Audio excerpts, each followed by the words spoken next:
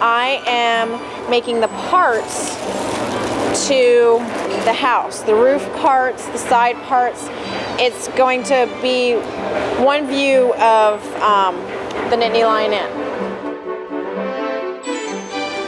And then as you put it together, you can kind of get a scale after you have the main part put together of, I guess you call them the dormers, the windows, you know, and how does the angle of the roof go and what will the angle of the dormer need to be and so on and so forth.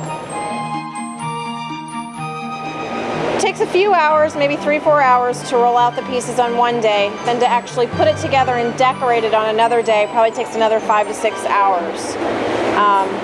But it really just depends on some of the detail of it. Sometimes it could take a little longer, but on average that's about how long it takes.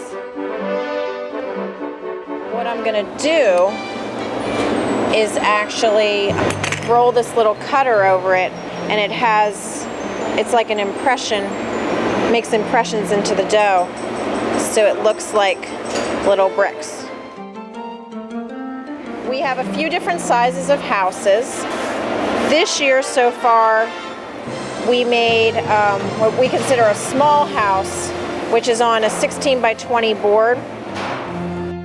And then we made 5 large houses, which are about triple the size of the small houses, and 2 extra large houses, which are probably triple the size of the large house. Ranges probably between 15 and 20 of the small ones, and just depending on other things, it could be, you know, 8 to 10 of the large houses.